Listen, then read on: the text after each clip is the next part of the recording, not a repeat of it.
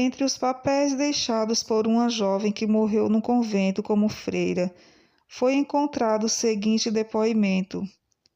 Clara escreve: tinha eu uma amiga que quer dizer, éramos mutuamente achegadas como companheiras e vizinhas de trabalho no mesmo escritório. Quando mais tarde Anita se casou, nunca mais a vi. Desde que nos conhecemos, reinava entre nós, no fundo, mais amabilidade do que amizade.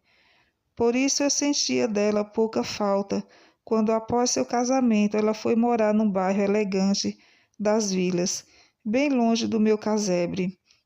Quando no outono de 1937 passei minhas férias no Lago da Garda, minha mãe escreveu-me em meados de setembro, dizendo: Clara, Anita morreu num desastre de automóvel, perdeu a vida. Ontem foi enterrada no cemitério do mato.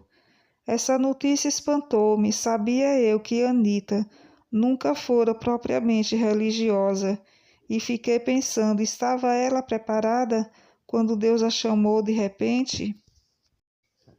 Na outra manhã, assisti na capela da casa do pensionato das irmãs, onde eu morava, a Santa Missa, em sua intenção. Rezava fervorosamente por seu descanso eterno, e nessa mesma intenção ofereci também a Santa Comunhão. Mas o dia todo eu sentia um certo mal-estar, que foi aumentando mais ainda pela tarde. Dormia inquieta e acordei de repente, ouvindo como uma sacudida à porta do quarto. Liguei a luz. Um relógio no criado mudo marcava 00:10. Nada, porém, eu poderia ver. Nenhum barulho havia na casa. Apenas as ondas do lago da Garda batiam, quebrando-se monotamente. No muro do jardim do pensionato. De vento nada eu ouvia. Tinha eu, todavia, a impressão de que, ao acordar, eu tivesse percebido, além das batidas na porta, um ruído como o de vento, parecido ao do meu chefe de escritório quando, mal-humorado, me atirava uma carta molante sobre a escrivaninha. Refleti um momento se devia levantar-me. Tudo não passava de cisma, disse-me resoluta. Não é senão produto de minha fantasia sobressaltada pela notícia da morte. Virei-me, rezei alguns Pai Nossos pelas almas e adormeci de novo.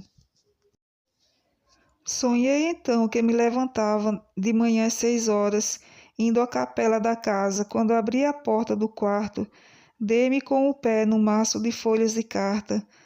Ao levantá-las, reconheci a escrita de Anita e dei um grito. Foi coisa de um segundo. Tremendo, segurei as folhas nas mãos. Confesso que fiquei tão apavorada que não podia sequer proferir o Pai Nosso. Fiquei presa de uma quase sufocação. Eu queria fugir dali e ir-me para o ar livre. Arranjei manualmente os cabelos, pus a carta na bolsa e saí às pressas de casa. Subi o caminho que seguia tortuoso para cima, por entre as oliveiras e loureiros e quintas de vilas, e para além da mundialmente célebre estrada de Gardena. A manhã despontava radiante. Nos outros dias eu parava a cada 100 passos, encantada pela magnífica vista que me ofereciam o lago e a magnificamente bela ilha de Garda. O suavíssimo azul da água refrescava-me, e como uma criança olha admirada para o avô, assim eu olhava sempre admirada. De novo o cinzento Monte Baldo, que se ergue na margem oposta do lago. Hoje eu não tinha olhos para tudo isso. Depois de caminhando 1/4 de horas, deixei-me cair maquinalmente sobre um banco encostado em 2 ciprestes, onde no dia anterior eu tinha lido prazerosamente um livro. Pela primeira vez eu via nos ciprestes símbolos da morte, coisa que neles nunca reparava no sul, onde tão frequentemente se encontram. Peguei a carta de Anita, que faltava-lhes a assinatura. Sem a mínima dúvida, era a escrita de Anita.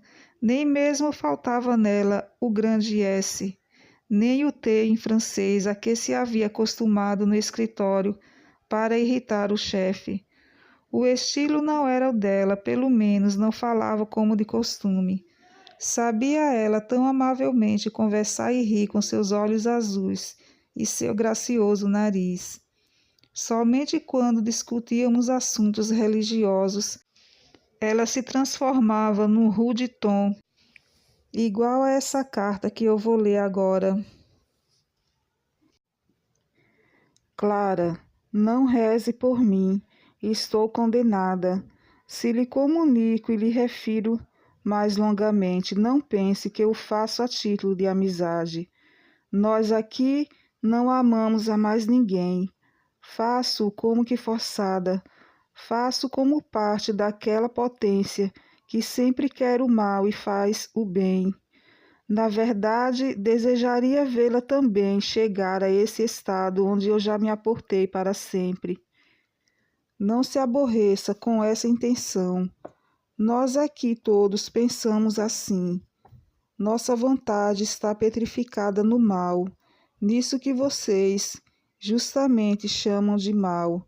Mesmo quando nós fazemos algo de bem, como eu agora, abrindo seus olhos sobre o inferno, isso não acontece com boa intenção. Lembre-se que há 4 anos nos conhecemos.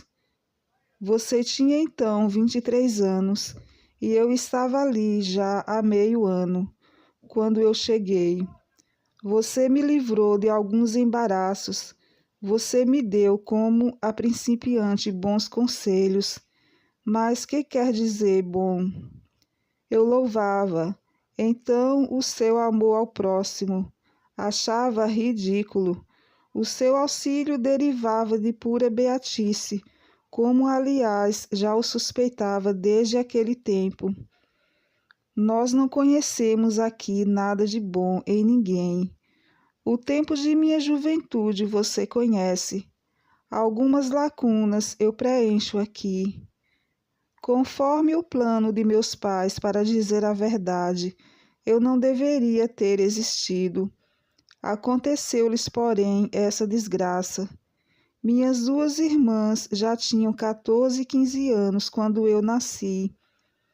Antes não tivesse existido, pudesse eu agora aniquilar-me e fugir desses tormentos.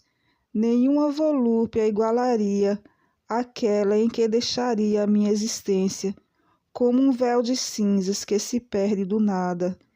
Mas eu devo existir assim como me tornei, com uma existência falida. Quando papai e mamãe ainda eram jovens, se transferiram do campo para a cidade. Ambos haviam perdido o contato com a igreja. Foi até melhor assim. Simpatizaram-se com pessoas afastadas da igreja. Conheceram-se em uma sala de bailes e ao meio ano depois tiveram que se casar. Na cerimônia nupcial caiu sobre eles tanta água benta que mamãe se contentava em ir à igreja para a missa dominical umas 2 vezes por ano. Nunca me ensinou a rezar direito. Esgotava-se nos apertos da vida cotidiana. Embora nossa situação não fosse desfavorável, palavras como rezar, missa, água benta, igreja, eu as escrevo com uma repugnância sem igual. Detesto tudo isso, como detesto quem frequenta a igreja, e em geral todos os homens e todas as coisas. De tudo com efeito, nós advém o tormento. Todo conhecimento recebido na hora da morte, toda lembrança de coisas vividas ou sabidas, é para nós uma chama ardente. E todas as lembranças nos mostram aquele aspecto que nelas era graça, que nós desprezamos. Que tormento é este? Nós não comemos, não dormimos, não andamos por nossos pés, espiritualmente acorrentados. Olhamos imbecilizados como urros e ranger de dentes. a nossa vida, levada aos montes, odiado, atormentados. Quer saber? Nós aqui bebemos ódio com água, também uns para com os outros. Sobretudo, odiamos a Deus. Quero que você entenda. Os santos no céu devem amá-lo, porque eles o veem sem véu, na sua fulgurante beleza. Isso os torna de tal maneira felizes que nem se pode descrever. Nós o sabemos, e este conhecimento nos torna furiosos. Os homens na terra que conhecem a Deus pela criação e pela revelação podem amá-lo, mas não estão obrigados a isto. Aquele que tem fé, escrevo rangendo os dentes, que refletindo contempla a Cristo na cruz, com os braços abertos, acabará por amá-lo. Mas aqueles de quem Deus se aproxima, só na desgraça como punidor, como justo vingador, porque foi um dia por ele repudiado, como acontece conosco. Este não pode senão odiá-lo. Com todo o ímpeto de sua pérfida vontade, eternamente por força da livre resolução de ser separado de Deus, resolução pela qual, morrendo, matamos nossa alma, resolução que nem mesmo agora retiramos, nem teremos jamais vontade de retirá-la. Você compreende agora por que é que o inferno dura para sempre? Porque nossa obstinação jamais se desligará de nós. Constrangida, acrescento que Deus é misericordioso até mesmo conosco. Digo, constrangida, pois que, mesmo escrevendo espontaneamente essa carta, nem assim me é permitido mentir como quereria. Muitas coisas escrevo no papel contra a minha vontade, até mesmo o ímpeto de impropérios que gostaria de vomitar. Eu o devo abafar. Deus foi misericordioso conosco, não deixando esgotar na terra nossa malvada vontade, como estávamos dispostos a fazer. Isso teria aumentado nossas culpas e nossas penas. Ele nos fez morrer antes do tempo, como eu, ou fez interferir outras circunstâncias atenuantes. Agora ele se mostra misericordioso conosco, não nos obrigando a aproximar-nos dele. Mais do que estamos nesse remoto lugar infernal, isso suaviza o tormento. Todo passo que me levasse mais perto de Deus me causaria uma pena maior do que aquela que traria a ti ao aproximar-te de uma fogueira. Você se espantou quando eu, certa vez, durante um passeio, lhe contei que meu pai, alguns dias antes de minha primeira comunhão, me havia dito: Anita, procure merecer um belo vestidinho, porque o resto é exagero e exibição. Pelo seu espanto, quase fiquei envergonhada. Agora me rio disto. A única coisa razoável naquela exibição era que só se admitia a comunhão aos 12 anos. Eu naquela época já me sentia bastante atraída pelos divertimentos do mundo, de modo que, sem escrúpulos, punha de lado as coisas religiosas e não dei grande importância à primeira comunhão. Agora nos causa furor que muitos meninos façam a primeira comunhão aos 7 anos, fazendo de tudo para dar a entender ao povo que deve faltar às crianças uma instrução adequada. Elas devem antes cometer alguns pecados mortais. Então, a partícula branca não provoca nelas um tão grande dano como quando em seus corações vivem ainda a fé, a esperança e a caridade. Eu acreditava essa coisa recebida no batismo. Você se lembra como eu já havia sustentado na terra tal opinião. Fiz reverência a meu pai. Ele estava sempre em atrito com mamãe. Fiz alusão a eles com você apenas algumas vezes, porque me causavam vergonha. Coisa ridícula, a vergonha do mal para nós aqui.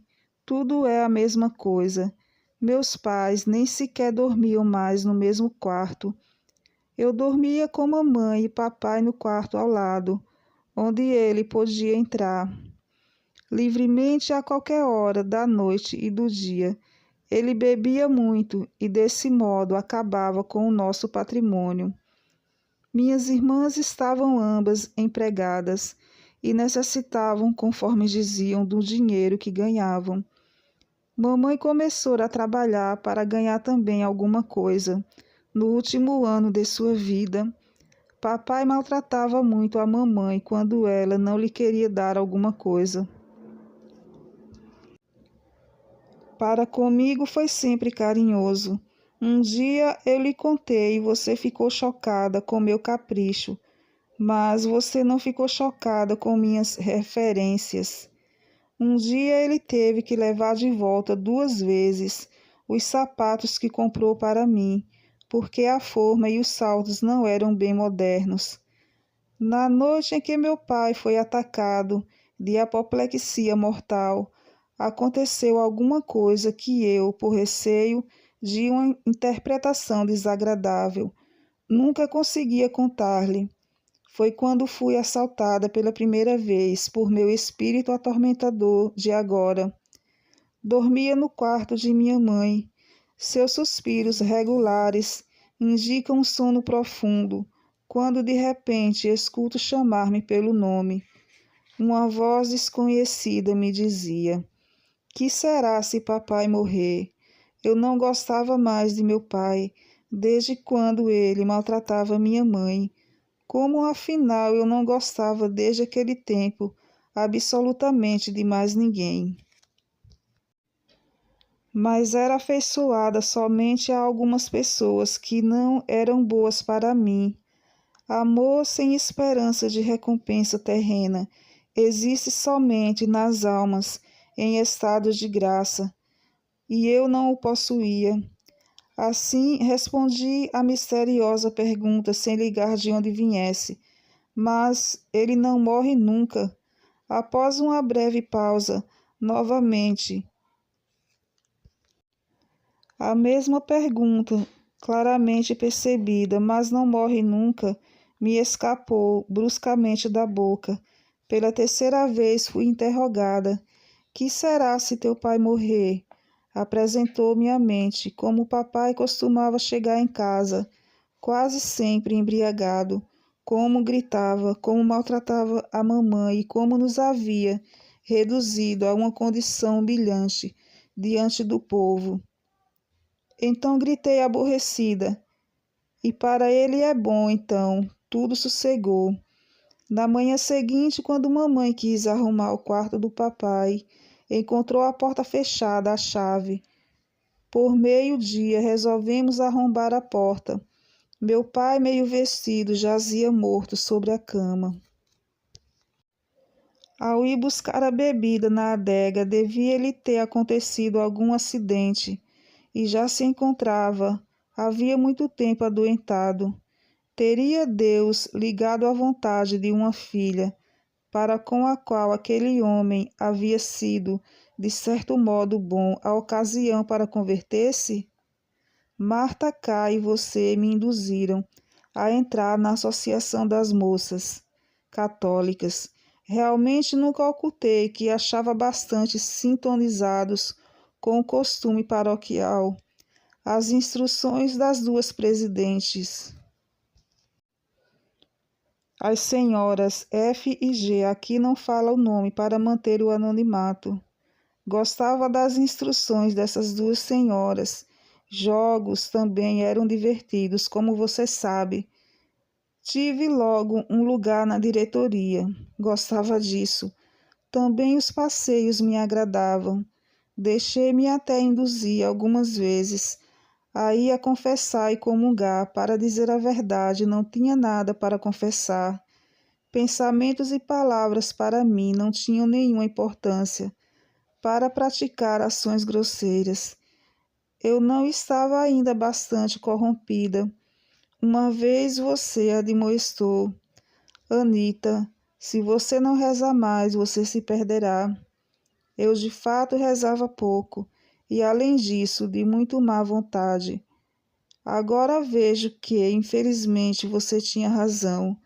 Todos aqueles que se queimam no inferno é porque não rezam ou não rezaram bastante. A oração é o primeiro passo para Deus e continua sendo o passo decisivo, especialmente a oração, aquela que foi a mãe de Jesus Cristo, cujo nome nós não pronunciamos nunca. A devoção a ela arranca do demônio inúmeras almas que o pecado poria infalivelmente nas mãos dele. Continua a narração, consumindo-me de raiva, e só porque devo fazer. Rezar é a coisa mais fácil que o homem pode fazer na terra, e justamente a essa coisa fácil é que Deus ligou a salvação de cada um. A quem reza com perseverança, ele, pouco a pouco, dá tanta luz e fortifica, de maneira tal que, no fim, mesmo o pecador mais empedernido pode definitivamente se elevar. Ainda que estivesse mergulhado na lama até o pescoço, nos últimos anos de minha vida, não rezei mais como devia, e assim fiquei privado das graças, sem as quais ninguém pode se salvar. Aqui não recebemos mais nenhuma graça. Ao contrário, mesmo que as recebêssemos, nós cinicamente as rejeitaríamos. Todas as oscilações da existência terrena terminaram nessa outra vida. Entre vocês aí na terra, o homem pode subir do estado de pecado ao estado de graça, e da graça cair no pecado, muitas vezes por fraqueza, ou talvez por malícia. Com a morte, esse subir e descer acaba, porque tem sua raiz na imperfeição do homem livre. Agora já atingimos o estado final. Já com o crescer dos anos, as transformações se tornam mais raras. No entanto, até a morte se pode sempre converter para Deus ou virar-lhes as costas. E, no entanto, o homem, como que, arrastado pela corrente antes do deslace, como os últimos e fracos restos da vontade, se comporta como estava acostumado em vida. O hábito bom ou mau torna-se segundo a natureza. Essa o arrasta consigo. Assim aconteceu também comigo. Há anos eu vivia afastada de Deus, por isso, na última chamada da graça, me decidi contra Ele. Me decidi virar as costas para Deus. O fato de que, se eu pecasse frequentemente, para mim não foi fatal, mas fatal foi que eu não quis mais ressurgir. Você várias vezes me admoestou para ouvir pregações e ler livros de piedade. E eu dizia, não tenho tempo. Era a minha resposta ordinária. Não faltava mais nada para aumentar a minha incerteza interior. Afinal, devo constatar isso, desde o momento em que a coisa já estava assim adiantada, pouco antes de minha saída da Associação das Moças Católicas, me teria sido imensamente duro tomar outra estrada. Eu me sentia insegura e infeliz, mas diante da conversão surgia uma muralha. Você não o deve ter percebido e considerava coisa tão simples que um dia me disse: mas faça uma boa confissão, Anita, e tudo retorna a seu lugar. Eu sabia que teria sido mesmo assim, mas o mundo, o demônio e a carne me prendiam já muito fortemente em suas redes. Ao influxo do demônio, eu nunca dei crédito e agora atesto que ele influi fortemente nas pessoas que se encontram nas condições em que me encontrava então. Somente muitas orações de outros e mesmo minhas, unidas com sacrifícios e sofrimentos, teriam conseguido arrancar-me dele. E isto só aos poucos. Se existem poucos possuídos por demônio externamente, há uma infinidade de pessoas possuídas internamente. O demônio não pode roubar a vontade livre daqueles que se entregam ao seu influxo, mas como castigo de sua, por assim dizer, apostasia metódica de Deus, este permite que o maligno se aninhe neles. Eu odeio também o demônio, no entanto, ele me agrada porque procura arruinar vocês, ele e os seus satélites, um espírito caído com ele no princípio do tempo. Eles existem aos milhões, vagabundeiam pela terra como um enxame de moscas, e vocês nem o percebem. Não compete a nós condenar-nos. A missão de ir tentar aos homens, isso é tarefa dos espíritos decaídos. Verdadeiramente, isso aumenta mais ainda o seu tormento cada vez que eles arrastam para cá, ao inferno, uma alma humana. Mas o que é que não faz o ódio? Embora eu andasse por caminhos afastados de Deus, Deus sempre me seguia. Preparava o caminho para a graça com atos de caridade natural, que eu fazia muitas vezes, por inclinação do meu temperamento. Algumas vezes Deus me atraía para alguma igreja. Então eu sentia como que uma saudade. Quando cuidava de mamãe adoentada, não obstante o trabalho do escritório durante o dia, e de certo modo me sacrificava de verdade. Esses acenos de Deus agiam poderosamente. Uma vez na capela do hospital onde você me havia levado. Durante o intervalo do meio-dia, senti-me dentro de mim alguma coisa que teria sido necessário apenas a um passo para a minha conversão, e eu chorei. Mas ao depois a alegria do mundo passava de novo como uma torrente sobre a graça. A semente sufocava entre os espinhos, com a declaração de que a religião é questão de sentimento, como sempre se dizia no escritório. Atirei ao cesto também essa moção de graça, como todas as outras. Certa vez você me chamou a atenção porque, em vez de uma genuflexão bem feita, fiz apenas uma desajeitada inclinação, dobrando o joelho. Você pensou que fosse preguiça. Não parecia sequer que você suspeitasse que eu, desde aquele momento, já não acreditava mais na presença de Cristo na Eucaristia. Agora acredito, mas só naturalmente, como se acredita em um temporal, do qual decorremos os efeitos. Até então, eu estava instalada propriamente em uma religião ao meu modo. Sustentava a opinião que entre nós no escritório era comum, que a alma após a morte reaparece em outro ser, e desse modo continuaria a peregrinar sem fim. Com isso, o angustiante problema do além era posto em seu lugar, e ao mesmo tempo se tornava inofensivo para mim.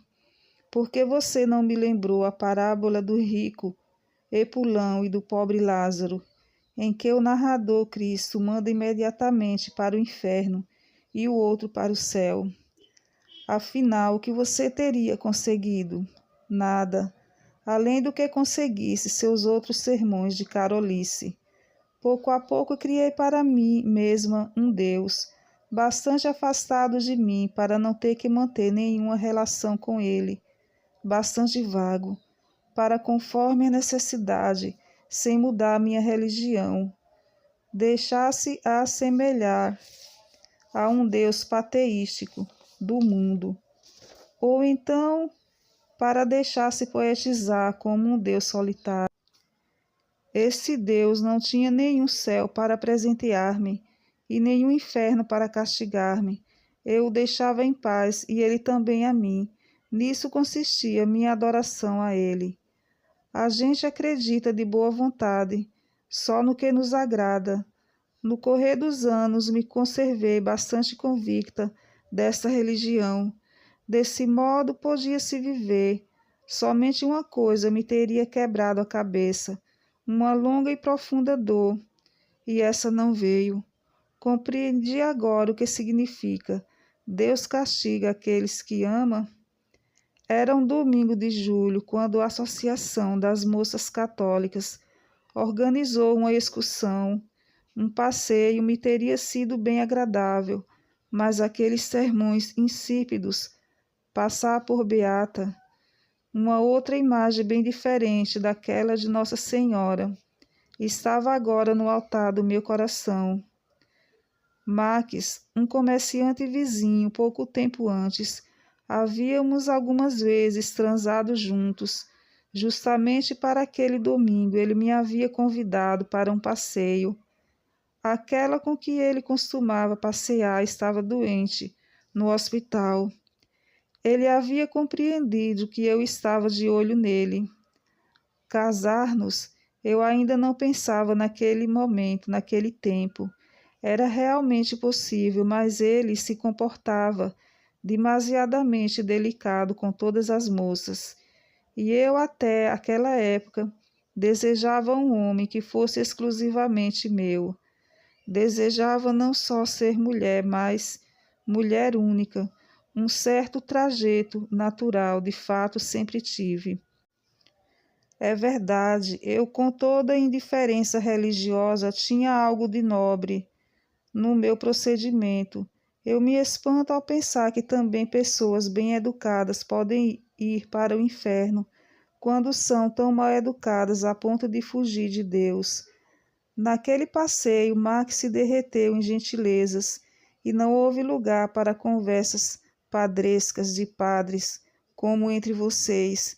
No dia seguinte, no escritório, você me fez reclamações por não ter ido com você a esse passeio, e eu lhe descrevi meu divertimento naquele domingo. Sua primeira pergunta foi: você assistiu à missa? Você, muito bobinha, como podia ir à missa se a saída já estava marcada para as 6? Lembra-se ainda como eu, nervosa, acrescentei: Deus não pensa nessas minúcias, como os padrecos de vocês.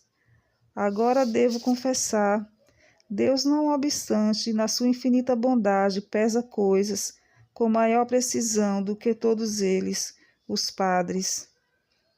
Depois daquele primeiro passeio com Max, fui ainda uma vez à associação pelo Natal para celebrar a festa.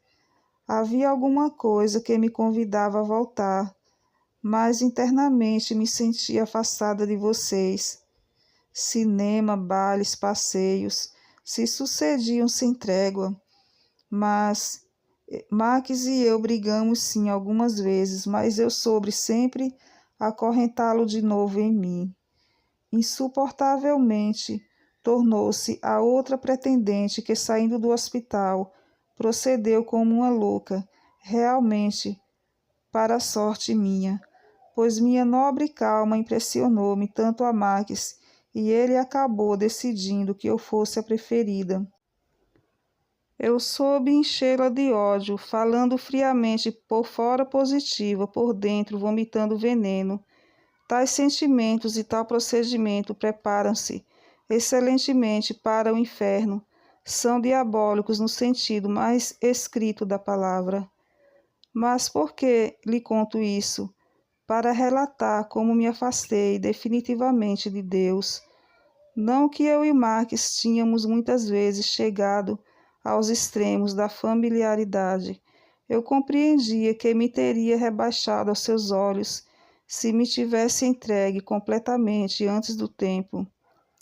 Por isso soube controlar-me, mas em si, toda vez que o julgava útil, estava sempre disposto a tudo. Devia conquistar Marques, para isso não era caro demais. Além disso, pouco a pouco, nos amávamos possuindo nós dois muitas e preciosas qualidades. nos faziam estimar um ao outro. Eu era hábil, inteligente e de agradável companhia. Assim, segurei Max fortemente na minha mão e consegui, ao menos nos últimos meses antes do casamento, ser a única a possuí-lo. Nisso constitui minha apostasia de Deus. Elevar uma criatura à categoria de ídolo para mim. Em nenhuma outra coisa pode acontecer isso, de modo que abrange tudo, como no amor de uma pessoa de outro sexo, quando esse amor fica encalhado nas satisfações terrenas. É isso que forma o seu atrativo, o seu estímulo e o seu veneno. A adoração que eu tributava a mim, mesmo na pessoa de Max, tornou-se para mim religião vivida. Era o tempo em que, no escritório, eu me insurgia venenosa contra os igrejeiros, os padres, as indulgências, contra o resmungo dos rosários e outras bobagens. Você procurou mais ou menos argutamente tomar a defesa de tais coisas sem desconfiar, aparentemente, no que mais íntimo do meu ser não se tratava na verdade dessas coisas. Eu procurava mais que tudo um apoio para a minha consciência e tinha então necessidade de um tal sustento para justificar também com a razão a minha apostasia. Afinal de contas, eu me revoltava contra Deus. Você não me compreendeu considerando-me ainda católica. Queria mesmo ser chamada assim.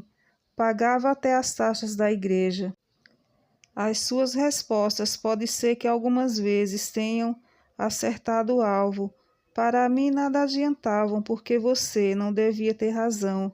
Por causa dessas relações fictícias entre nós duas é que foi mínimo o pesar de nossa separação por ocasião de meu casamento. Antes do casamento, confessei-me, comunguei ainda uma vez, porque era obrigatório. Eu e meu marido, sobre esse ponto, pensávamos do mesmo modo. Por que não deveríamos satisfazer essa formalidade? Vamos cumprir também nós, como qualquer outra formalidade. Você qualifica de indigna uma tal comunhão.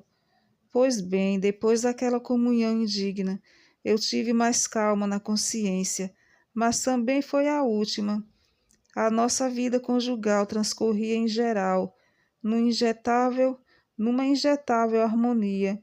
Em todos os pontos de vista, tínhamos a mesma opinião, até nisso. Não queríamos arcar com o peso dos filhos. Realmente meu marido, de boa vontade, teria tido um, mas de um não, é claro. No fim, eu soube desviá-lo também desse desejo. Vestidos, móveis de luxo, salões de chá, passeios e viagens de carro e semelhantes distrações me interessavam mais. Foi um ano de prazer na terra aquele que transcorreu entre meu casamento e minha morte repentina. Todo domingo saíamos de carro ou íamos visitar os parentes de meu marido. Dos de minha mãe, agora me envergonhava. Eles flutuavam na superfície da existência, nem mais nem menos que nós. Intimamente, é claro, nunca me sentia feliz, embora externamente risse. Havia sempre dentro de mim alguma coisa de indeterminado que me roía. Teria querido que, após a morte, a qual naturalmente eu achava que deveria estar ainda muito longe.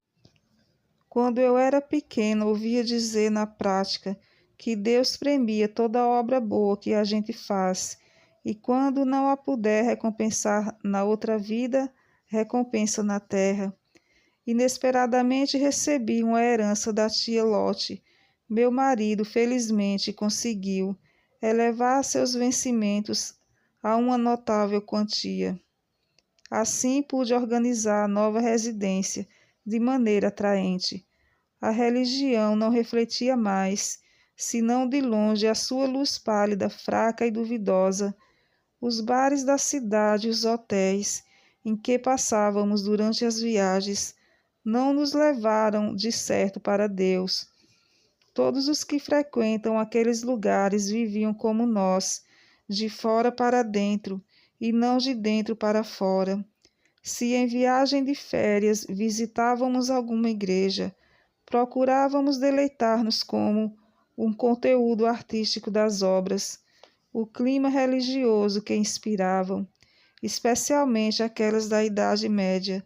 Eu sabia neutralizar, criticando algumas circunstâncias secundárias, um frade acanhado ou mal vestido que nos guiava, o escândalo dos monges que queriam passar por santos e vendiam licores, o eterno repique dos sinos para as funções sagradas, só para juntar dinheiro. Era isso que eu pensava quando entrava nas igrejas. Dessa forma, sabia espantar de mim a graça toda vez que ela batia à minha porta. E desabafando meu mau humor de modo particular sobre certas representações que via, medievais do inferno, nos cemitérios e em outros lugares, em que o demônio assa as almas em brasas vivas e incandescentes, enquanto seus companheiros de longas caudas arrastam para cá novas vítimas. Clara, o inferno pode se errar ao descrevê-lo, mas não se exagera nunca. O fogo do inferno eu sempre o ataquei decisivamente. Você sabe como durante uma discussão a respeito, lhe coloquei um fósforo diante do nariz e lhe perguntei com sarcasmo e cinismo: tem esse cheiro? Você apagou depressa a chama. Aqui ninguém apaga essa chama e eu lhe digo, o fogo de que se fala na Bíblia não significa tormento de consciência, não. Fogo é fogo. E deve-se entender literalmente aquilo que disse ele. Deus diz: afastai-vos de mim, malditos, para o fogo eterno. Literalmente. Não olhe com espanto para essas linhas. Este estado, que para vocês não significa nada, me queima, sem me consumir. Nosso maior tormento consiste em saber que nós jamais veremos a Deus. Como pode isso atormentar tanto, uma vez que na terra a gente fica tão indiferente, enquanto o punhal está sobre a mesa? Nos deixa indiferente. Vê-se que está bem afiado, mas não o experimentamos. Enfim, esse punhal na sua carne, você começará a gritar de dor. Nós agora sentimos a perda de Deus. Antes somente pensávamos nela. Nem todas as almas sofrem em igual medida. Com quanto maior maldade, quanto mais sistematicamente uma pessoa pecou, tanto mais grave pesa sobre ela a perda de Deus, e tanto mais a sufoca a criatura de que ela abusou. Os católicos condenados sofrem muito mais do que os de outras religiões, porque esses geralmente receberam e desprezaram mais graças e mais luz. Quem teve mais conhecimento sofre mais duramente do que quem conheceu menos. Quem pecou por malícia sofre mais agudamente do que aquele que cai por fraqueza, mas ninguém sofre mais do que mereceu. Oh, se isso não fosse verdade, de modo que eu tivesse um motivo para odiar. Você me disse um dia que ninguém vai para o inferno sem saber, e que isso teria sido revelado por uma santa, e eu me ri disso, mas depois me escondi atrás dessa declaração, qual nada em caso de necessidade haverá bastante tempo para voltar atrás, eu dizia secretamente, sempre achava e deixava para depois. E é verdade, realmente, antes de meu inesperado fim, eu não conhecia o inferno como ele é. Nenhum mortal o conhece, mas eu tinha plena consciência. Se morres, vais no mundo do além, rápida como uma flecha, contra Deus, sofrerás as consequências. Eu não dei um passo sequer para trás, como já disse, porque estava dominada pelo hábito, impelida por aquela conformidade pelo qual os homens, quanto mais envelhecem, tanto mais agem em uma mesma direção. Minha morte foi assim. Há uma semana, Falo conforme a conta de vocês, porque com relação à dor poderia dizer que já fazem 10 anos que queimo no inferno. Há uma semana, portanto, meu marido e eu fizemos um passeio de domingo, o último para mim. O dia surgiu radiante, sentia-me bem como nunca. Invadiu-me um sinistro sentimento de felicidade que serpejou em mim durante todo o dia. Quando de repente na volta meu marido foi ofuscado por um carro que vinha em alta velocidade e perdeu o controle. Jesus me saiu dos lábios como um arrepio, não como oração, só como um grito. Uma dor lancinante invadiu-me toda. Comparada com a dor que sinto agora, é uma coisa à toa. Logo perdi os sentidos. Estranho que, naquela manhã, surgiu em mim, de modo inexplicável, esse pensamento. Poderias ainda uma vez ir à missa, insistentemente como um pedido. Claro e resoluto, o meu não partiu a fio dos pensamentos. Com essas coisas é preciso acabar de uma vez. Arco com todas as consequências. Agora sofro. Isso que aconteceu após minha morte, você já o saberá. A sorte de meu marido, de minha mãe, tudo o que aconteceu ao meu corpo, o desenrolar de meus funerais, são conhecidos por mim em todos os seus pormenores, mediante conhecimentos naturais que nós temos aqui. O que afinal acontece na terra, nós só o sabemos confusamente, mas aquilo que de alguma maneira nos atinge, de perto nós o conhecemos. Assim vejo também onde você passa o seu tempo. Eu mesma me acordei inesperadamente da escuridão, no mesmo instante da minha morte. Vi como que inundada por uma luz deslumbrante. Foi ali, no mesmo lugar onde estava meu corpo. Aconteceu-me como em um teatro, quando na sala de repente se apagam as luzes, o pano de boca se rasga rumorosamente e se abre uma cena inesperada, horrivelmente iluminada. A cena de minha vida, como em um espelho, minha alma se mostrou a mim mesma, as graças desprezadas da juventude, até ao último não diante de Deus. Eu me sinto como um assassino diante do qual, durante o processo judiciário, é levada sua vítima desfalecida. Arrepender-se? Nunca. Envergonhar-me? Também não. Eu não podia, porém, nem sequer resistir-me diante dos olhos de Deus por mim rejeitado. Não sobrava senão um recurso à fuga, como Caim fugiu do cadáver de Abel. Assim minha alma foi impelida para longe daquela vista de erro. Isto foi o meu juízo particular. Então o juiz invisível disse-me: afasta-te de mim, retirai-vos da minha presença. Então minha alma, como uma sombra amarela de enxofre, precipitou-se no lugar do eterno tormento. Assim terminava a carta de Anita, procedente do inferno. As últimas palavras eram quase ilegíveis, de tão deformadas que estavam. A própria carta se incinerou nas minhas mãos. Estes foram os relatos encontrados na carta de Anita, a alma condenada que escreveu para Clara. A paz de Cristo esteja com todos vocês. Capítulo 26. Como pode o espírito ser atingido pelo fogo material? Perguntara você. Como pode sua alma sofrer na terra quando você coloca seu dedo no fogo? A alma de fato não queima. No entanto, que tormento experimenta o indivíduo todo. De modo análogo, nós não estamos espiritualmente ligados ao fogo, segundo a nossa natureza e segundo as nossas faculdades.